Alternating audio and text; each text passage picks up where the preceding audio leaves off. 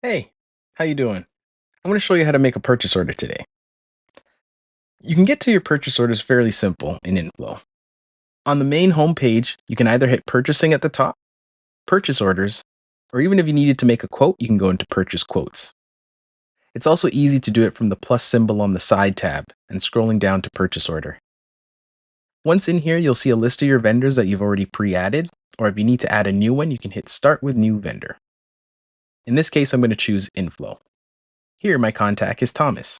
I can also add Thomas's phone, email, and any addresses that are necessary for them.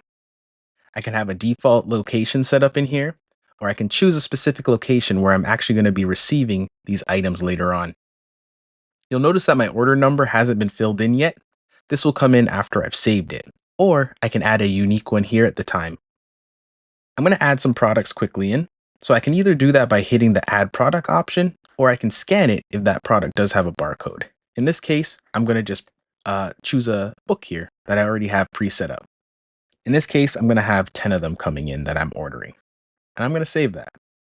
You can see that my purchase order number has now been filled in and my unit price is set, which I've set on my actual books page. In this case, the prices have gone up, so I know that this book now costs me 99 cents. To order 10 of them at 99 cents, you can see that the purchase order is already giving me a total of $9.90. If I did have taxes, I can actually choose the taxing scheme here, but I'm going to live in a perfect world right now where there's no taxes. I have non-vendor costs, so if anything does come up along the way, I can add that in there. That won't affect anything related to my subtotal, so I can actually throw in something like $10 because I had to buy a brand new cover for some of these books.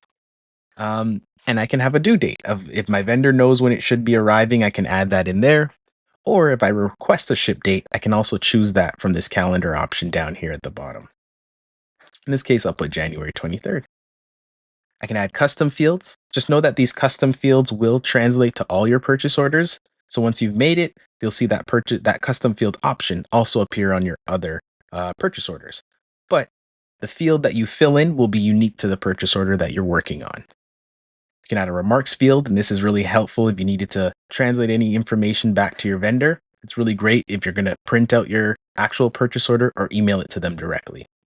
If they also send you any documents, you can even add an attachment here. If, say, you get a lot of these purchase orders very frequently, you can even copy this order and add and make any changes that you need to do to it.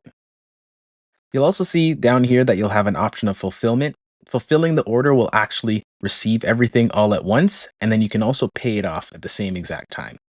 You notice once I pay it, I'll also get this status update here at the top of my purchase order that shows that it's been paid. My order date will also be up here when I made it, and then I can assign anyone on my team if I need them to take a look at this. On the Receive tab, it'll give me the option to receive products. I can do this either individually or I can autofill, and that will fill in all the details for me. Here's where I can also choose which location I actually want to add these books into. I also have the option to do this with sublocations if I want to get even more accurate. You'll also notice that it has a receive date. This can sometimes be very different from your order date, and certain reports will use receive date as a way of tracking when that item actually made it in, rather than the day that you actually created it, which is what the order date is telling you. I'm going to hit save again. On the return tab, if you did need to return something to your vendor, you have the option to do that there. And then you can also unstock. So if you did receive something, but realized maybe later on that it was damaged and you need to take it out of inventory, you can also do that by using the unstock tab over here.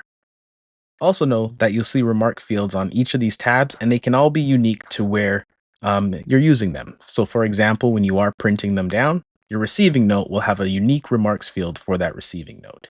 Really, really helpful. As it stands, I think that's everything you need to know about purchase orders for right now.